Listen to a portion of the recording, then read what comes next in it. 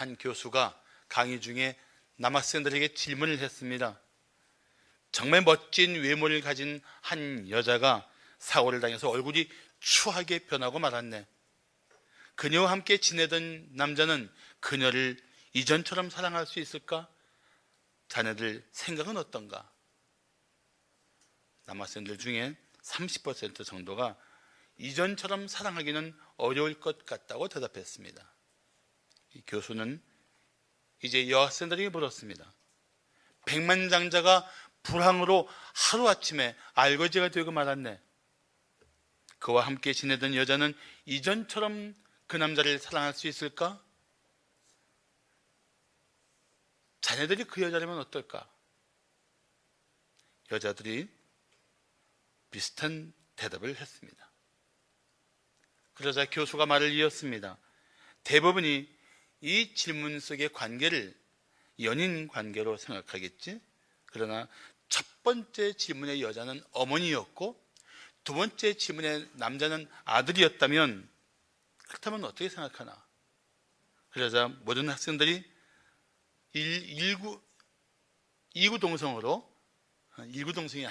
이구동성으로 모두 이전처럼 사랑할 수 있다고 대답했습니다. 교수가 말했습니다. 그래, 그렇겠지. 그런데 진정한 사랑이란 조건에 따라 변하는 게 아니고 그렇게 사랑할 수 있는 것이 어떤 조건에도 상관없이 변함없이 사랑하는 것이 진정한 사랑이라네. 나는 자네들이 그런 사랑을, 그렇게 사랑할 수 있는 사람을 꼭 만났으면 좋겠네. 그렇게 강의를 끝냈다고 합니다. 그런데 사람 중에는 영원히 변함없는 사랑을 할 수 있는 사람이 없습니다. 안타깝지만 그것이 현실입니다.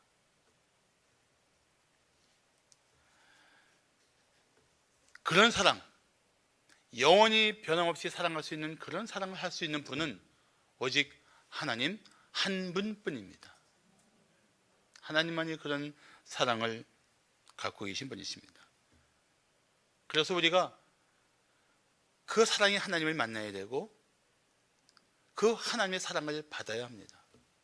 그래야만 우리가 조건을 뛰어넘는 사랑을 할 수가 있고 어떤 문제가 있어도 사랑할 수 있는 삶이 가능해질 것입니다. 죄에 빠진 사람은 이기적인 사랑을 좀처럼 벗어나기 쉽지 않습니다. 자기 중심적인 사람은 자신을 위해 다른 사람의 희생을 거침없이 요구합니다. 타락한 본성에 사로잡힌 사람은 사랑조차 자신의 더러운 욕망을 채우려는 수단으로 사용합니다. 그것이 인간 사회 속에 나타난 사랑이란 이름의 폭력입니다. 그렇지만 어떤 사람도 하나님의 사랑을 받으면, 하나님의 사랑을 경험하면 사랑할 수 있는 삶이 가능해질 것입니다. 기쁜 소식은, 온 인류가 받아야 할 기쁜 소식은 어떤 죄인도 하나님의 사랑을 받을 수 있다는 것입니다. 하나님은 모든 인류를 향한 그 영원하신 사랑을 십자가에서 나타내셨습니다. 그래서 우리가 받을 영원한 기쁜 소식, 영원한 복음의 핵심은 이것입니다. 하나님이 세상을 이처럼 사랑하사 독생자를 주셨으니 이는 그를 믿는 자마다 멸망하지 않고 영생을 얻게 하려 하심이라. 하나님의 사랑은 영원히 멸망할 수밖에 없는 사람들을 구원하시고 영원한 생명을 주시기 원하신 것입니다. 그런데 하나님의 사랑은 단지 죽음 후에 천국에 가는 것으로 끝나는 것이 아닙니다. 이 땅에 생존하는 동안에도 하나님의 사랑은 날마다 때마다 우리 가운데 드러나고 있습니다. 특별히 고난 중에 있는 성도들에게는 각별하신 하나님의 사랑이 반드시 나타날 것입니다. 자, 주님의 사랑은 고난 당하는 성도에게 어떤 은혜가 있을까요? 주님의 사랑이 고난 당하는 성도들에게 어떤 은혜가 있을까요? 우리 본문은 이 질문에 대한 답을 들려주고 있습니다. 첫째, 어떤 고난을 겪을지라도 붙들어 주십니다.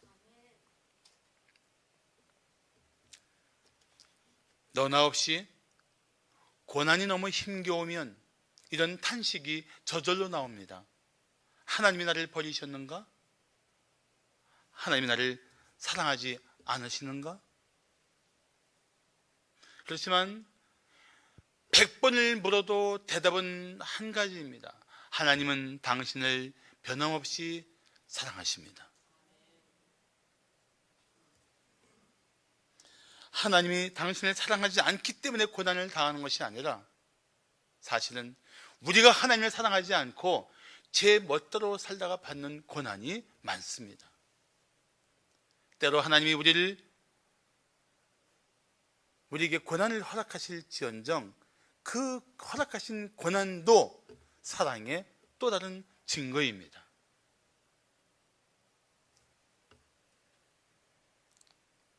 하나님은 우리가 사랑받을 자격도 없고 사랑받을 만한 요소도 없음에도 불구하고 변함없이 영원히 우리를 사랑하십니다.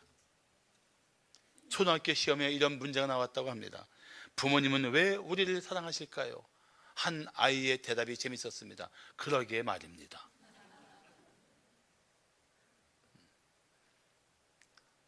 하나님이 왜 우리를 사랑하실까요? 저는 이렇게 대답하고 싶습니다. 하나님의 본질이 사랑이기 때문입니다. 하나님은 우리를 사랑하지 않을 수가 없어요. 우리를 사랑하고 우리를 향한 사랑을 풍성히 드러내는 것을 하나님은 간절히 원하고 계십니다. 우리가 고난당할 때 멀리 떨어져서 그냥 물끄러미 바라보시는 분이 절대 아니십니다. 우리 삶의 자리에 고난의 현장에 어느새 다가와서 함께 하시며 그 고난 가운데 있는 우리를 붙들어 주시고 일으켜 주시는 하나님이신 줄로 믿습니다. 오늘 본문 35절을 말씀하기를 누가 우리를 그리스도의 사랑에서 끊으리요? 환난이나 곤고나 박해나 기근이나 적신이나 위험이나 칼이랴. 자, 여기 보시면 이 환난, 곤고, 박해, 기근, 적신, 위험, 칼 점점 더 악화되는 거예요. 상황이 좋아지는 것이 아니고 점점 더 죽음을 향해서 치닫고 있는 고통스러운 삶의 모습을 말씀해 주고 있는 것입니다. 그런데 그것이 무엇이든 그런 것들이 그리스도의 사랑에서 우리를 끊을 수 없다는 하나님의 말씀입니다. 사랑하는 성도 여러분, 이 세상의 어떤 고난과 역경도 우리를 사랑하시는 그리스도의 사랑에서 끊을 수 없습니다. 그것은 우리가 어떤 상황에 있든지 우리가 여전히 하나님의 사랑의 대상이라는 것을 뜻합니다. 우리를 향한 주님의 사랑이 한결같다는 뜻입니다. 예수 믿지 않는 사람들은 고난 속에서 아무도 의지할 사람이 없다는 생각에 더 깊은 절망감을 느낍니다. 도울 사람 없이 막막하다는 현실이 더 비참하게 만듭니다. 의지할 것이 없다는 것이 얼마나 사람의 마음을 무너뜨리는지 아십니까? 그런데 우리는 어떤 고난과 환난 속에서도 우리를 사랑하시는 주님을 붙들며 일어설 수가 있습니다. 할렐루야. 이게 얼마나 큰 은혜인지 아십니까? 특별히 주를 위하여 박해를 받는 성도들에게는 더 큰 주님의 도우심이 나타날 것입니다. 그래서 오늘 보면 36절을 말씀하기를 기록된 바 우리가 종일 주를 위하여 죽임을 당하게 되며 도살당할 양같이 여김을 받았나이다 함과 같다고 말씀합니다. 주를 위하여 죽음을 목전에 두고 있는 하나님의 사람들의 부르짖음, 그들의 부르짖음을 그들을 사랑하시는 주님이 가만히 보고 계시겠습니까? 절대 그럴 리가 없습니다. 성도는 어떤 상황에 있든지 자신을 사랑하시는 주님을 끝까지 믿고 의지해야 합니다. 주님이 그 사랑하시는 성도를 반드시 건져 주실 것입니다.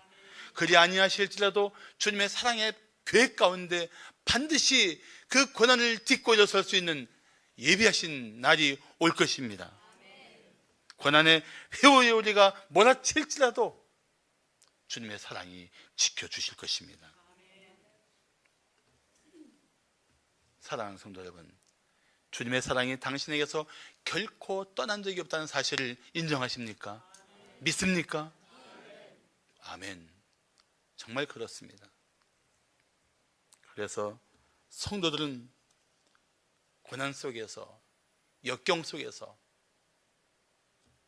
주님만 더욱 의지해야 할 것입니다. 고난을 통해서 세상을 등지고 주님께 더 다가가는 성도가 되십시오. 환난을 통해서 세상에 속한 미련들을 다 떨쳐버리는 성도가 되십시오. 사람에게 배신당했을지라도 영원히 신뢰할 하나님께 더 다가가는 성도들이 되십시오. 어떤 상황 속에서도 절대로 당신을 사랑하시는 주님, 그 주님의 사랑을 의심하지 마십시오. 당신은 마침내 주님의 사랑을 힘입어서 어떤 고난이라도 떨치고 일어서게 될 것입니다. 주님이 당신을 붙들어 일으켜 주실 때가 반드시 올 것입니다. 할렐루야.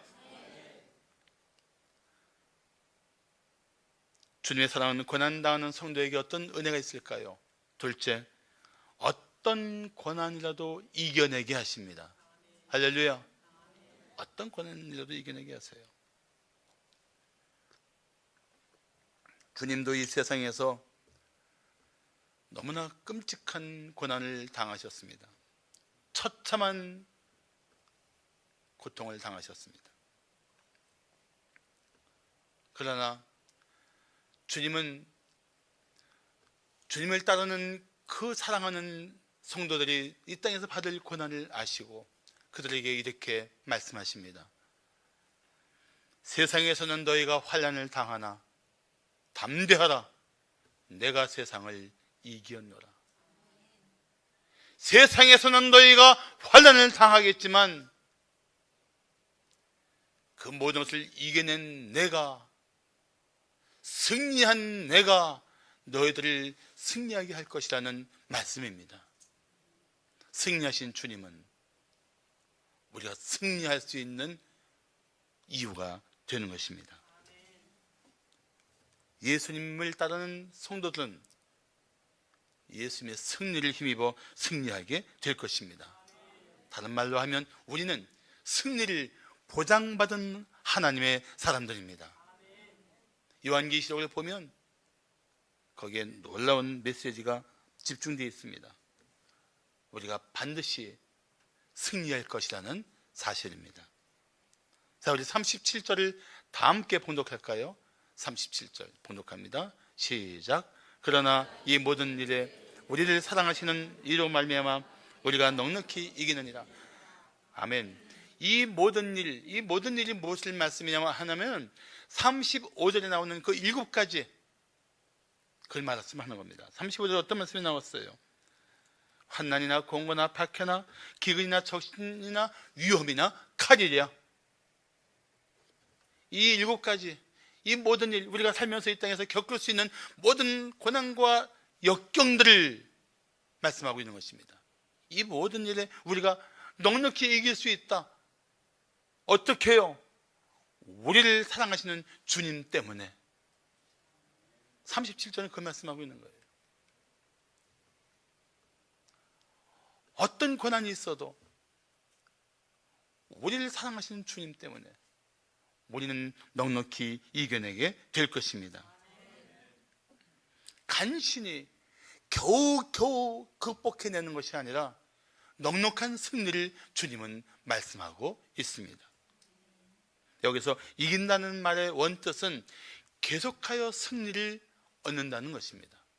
어쩌다가 한 번 정도 이겨내고 또다시 회오리처럼 몰려오는 문제 앞에 망연자실해서 주저앉는 것이 아니라 때마다 우리를 승리하게 하시고 날마다 승리하게 하시는 이 줄기찬 승리의 권세가 우리와 함께 한다는 뜻입니다.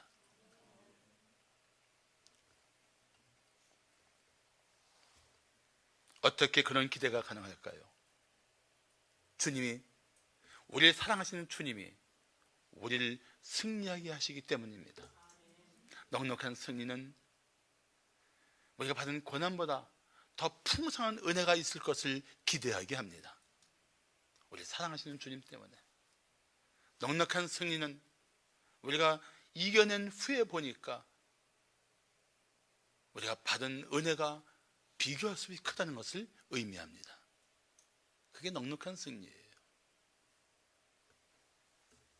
그래서 우리가 겪는 고난조차 찬송이 되게 하시는 하나님, 우리의 슬펐던 가슴 아팠던 이야기들마저 간증이 되게 하시는 하나님, 그 분을 통해 우리는 넉넉한 승리를 고백할 때가 반드시 올 것입니다. 그래서 고린도 후서 2장 14절을 말씀하기를 항상 그리스도 안에서 우리를 이기게 하신다. 따라합시다. 항상 우리를 그리스도 안에서 이기게 하시는 사랑의 주님 믿습니까? 넉넉한 승리를 우리는 보장받았어요. 그래서 고난의 터널을 지나며 우리는 믿음의 연단을 받습니다. 고난의 늪을 빠져나오면서 우리는 믿음이 견고해집니다. 고난의 어둠을 통해서 우리는 소망의 빛을 더욱 확실히 주목하게 됩니다. 그래서 우리는 살다 보면 그런 고백이 저절로 나와요. 주님, 제게는 하나님밖에 없습니다. 하나님밖에 없는 사람은 전부를 가진 사람이에요. 그런 하나님이 없는 사람은 세상을 다 가진 것 같아도 아무것도 소유하지 못한 인생입니다. 그래서 로마서 8장 28절이 얼마나 아름다운 고백을 합니까? 우리가 알거니와 하나님을 사랑하는 자 곧 그 뜻대로 부르심을 입은 자들에게는 모든 것이 합력하여 선을 이루느니라. 십자가는 얼핏 보면 패배의 상징처럼 보였지만 사실은 승리의 증거입니다. 하나님께서는 십자가에 못 박혀 죽으신 예수 그리스도를 다시 일으켜 주시고 십자가의 죽음을 영광의 부활로 바꾸셨습니다. 이 역설이 그 예수를 믿는 자들의 삶 가운데서도 나타나게 됩니다. 그러므로 온갖 환난을 이길 수 있는 승리는 주님께 있습니다. 우리는 번번이 깨어지고 무너지지만 다시 우리를 승리하신 그 손으로 붙들어 승리의 노래를 부르게 하시는 주님이 우리를 넉넉히 승리하게 하실 것입니다. 사람들이 볼 때는 끝장난 것 같은데 사랑의 주님의 손에 붙들린 순간 우리는 새로운 도약, 새로운 소망의 날개를 펼치게 될 것입니다. 요셉은 그런 한 증거입니다. 갈수록 그 삶은 도저히 예측할 수 없는 삶의 어둠 속으로 던져졌습니다. 노예를 팔리고 죄수가 되고 죽을 수밖에 없는 삶의 자리에 내 동댕이 쳐진 한 젊은이의 생애를 하나님께서 약속하신 대로 들어 올리시는 순간 그는 그 당시 세계 최강대국인 애굽의 총리 대신이 됩니다. 이 드라마틱한 이야기는 오늘도 그 넉넉히 승리하게 하시는 주님의 손에 붙들린 성도들 삶에서 나타나고 있다고 믿습니다. 그렇다면 지금 어떤 고난과 역경 속에 있는가가 중요하지 않습니다. 이 상황 속에서 반드시 나를 넉넉히 승리하게 하실 주님을 바라보고 있느냐가 중요합니다. 그 주님을 끝까지 의지하면 넉넉히 이기게 하시는 주님의 손에 붙들려 승리하게 될 것입니다. 마지막으로 주님의 사랑은 고난당하는 성도에게 어떤 은혜가 있을까요? 셋째, 모든 권세에서 보호하여 주십니다. 미국 국방부에서 근무하던 모라이언 버드웰 중령이라는 분이 있었습니다. 그 버드웰 중령이 9.11 테러 사건 때 그 현장에서 사고를 당합니다. 온몸의 60%가 화상을 입었습니다. 몸의 3분의 2가 화상을 입으면 그건 죽음입니다. 그 의사들도 생존 확률이 1%라고 말했습니다.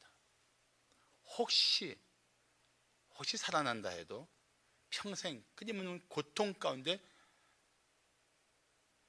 겨우겨우 생존할 것이라고 말했습니다.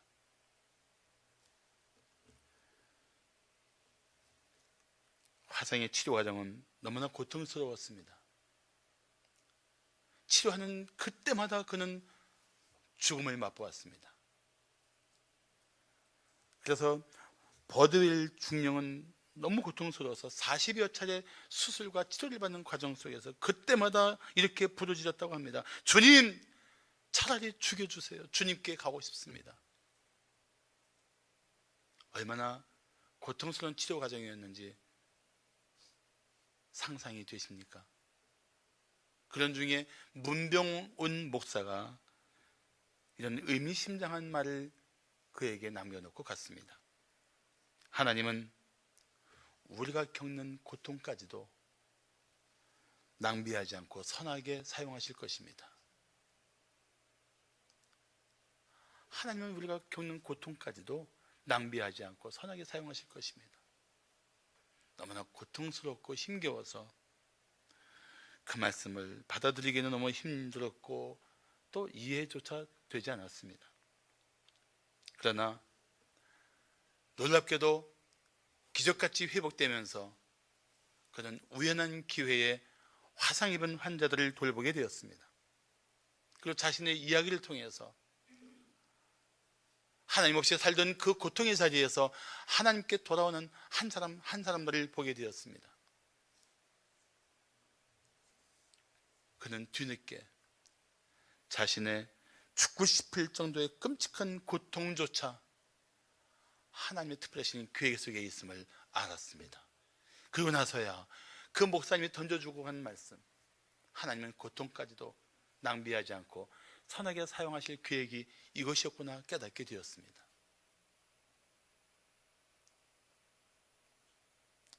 사랑하는 성도 여러분, 죽고 싶은 삶의 자리였지만 그 버드웰을 살려주시고 그에게 베풀어 주신 하나님의 놀라운 계획이 무엇인지를 아는 순간 그는 또 다른 의미 있는 삶을 살게 되었다고 고백합니다. 자, 오늘 보면 38절과 39절 한번 보실까요? 내가 확신하노니 사망이나 생명이나 천사들이나 권세자들이나 현재 일이나 장래 일이나 능력이나 높음이나 기쁨이나 다른 어떤 피조물이라도 우리 주 그리스도 예수 안에 있는 하나님의 사랑에서 끊을 수 없으리라고 말씀합니다. 8장의 마지막에 어떻게 시작해요? 내가 확신하노라. 뭘 확신합니까? 이 세상에 어떤 힘과 권세도 그리스도 예수 안에 있는 하나님의 사랑에서 끊을 수 없다. 다시 말하면 어떤 권세, 어떤 힘에서도 하나님이 우리를 견고하게 보호해 주신다는 것입니다. 38절 39절이 그 말씀이에요. 선언입니다. 선언. 누가 나를 감히 하나님의 사랑에서 끊을 수 있겠느냐? 선포예요, 선포. 우리가 겪는 어떤 문제든지, 어떤 파괴적인 권세이든지, 우리를 끊을 수 있는 어떤 힘이든지 하나님의 사랑 안에서 무력해질 것입니다. 하나님은 우리를 끝까지 보호해 주실 것입니다. 그래서 우리는 살면서 이런 고백이 가능합니다.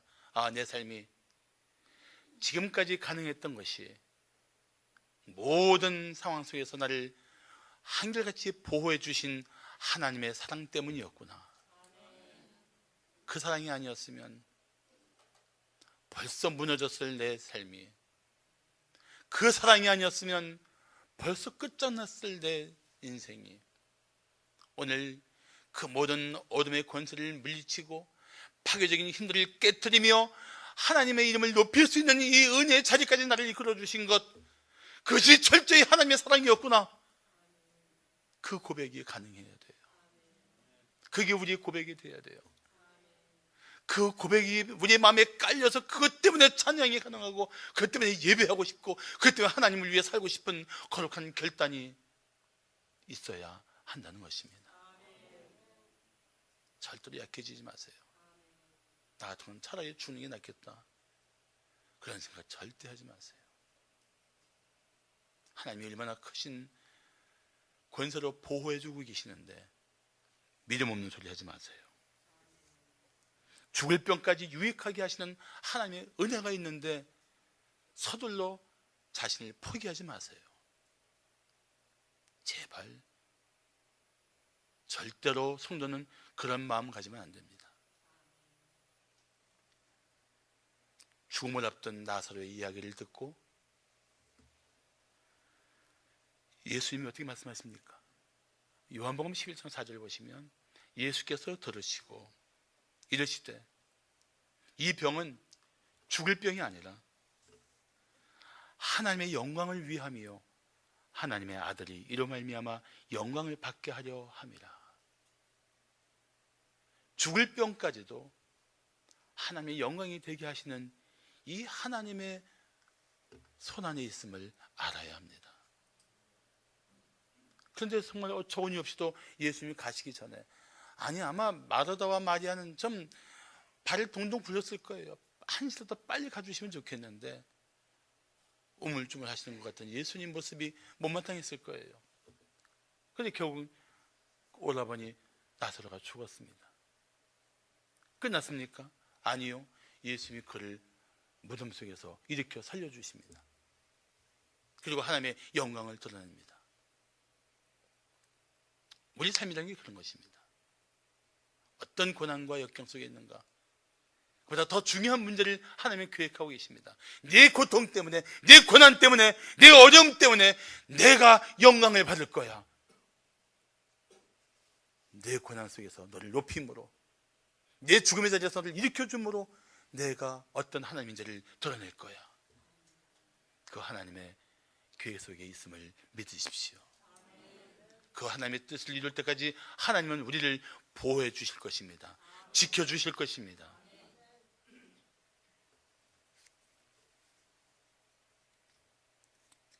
그러므로 고난 가운데 있는 것을 한탄하지 마십시오.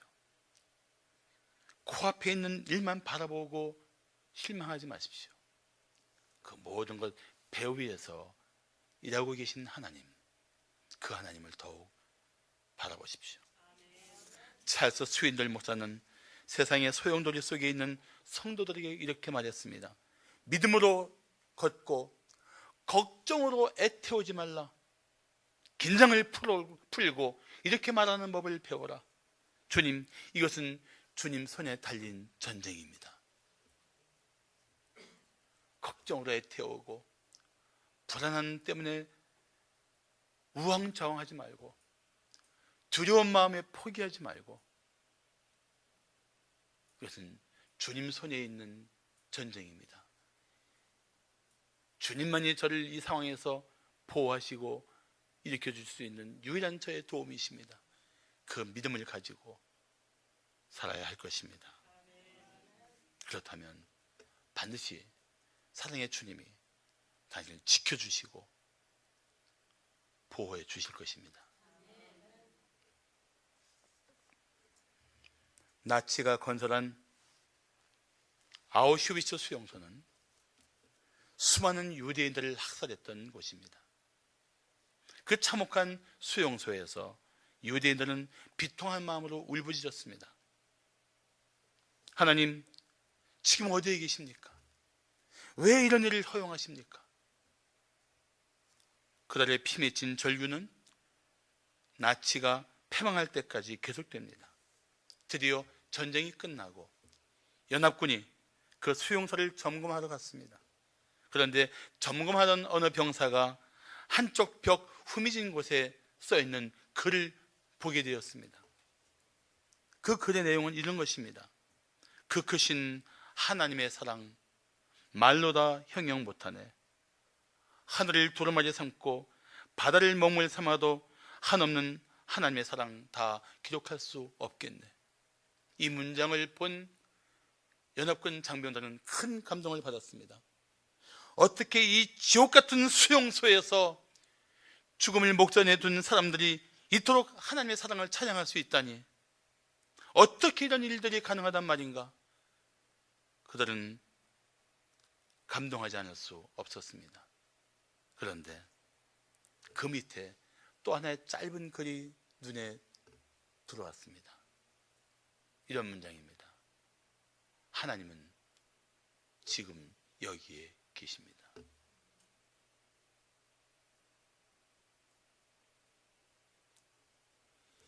이 문장이 소문나면서 오늘 우리가 불렀던 찬송을 우리가 함께 부르게 된 것입니다. 그 크신 하나님의 사랑, 그 크신 하나님의 사랑. 우리는 어느새 삶에 지쳐서 여러 가지 크고 작은 문제들 때문에 시달려서 현실에 부딪혀야 될 문제들이 너무나 우리 마음을 힘겹게 해서 그 크신 하나님의 사랑에 대한 감격을 잃어버리고 있지는 않은지요. 그 크신 하나님의 사랑에 대한 노래를 잃은 채 살고 있는 것은 아닌지요. 그 크신 하나님의 사랑, 그 말을 하면서도 내 마음이 냉랭하지는 않은지요.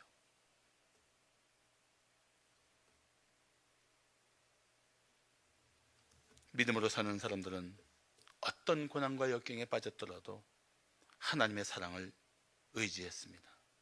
그리고 하나님의 능하신 손에 붙들려 하나씩 하나씩 마침내 이겨냈습니다.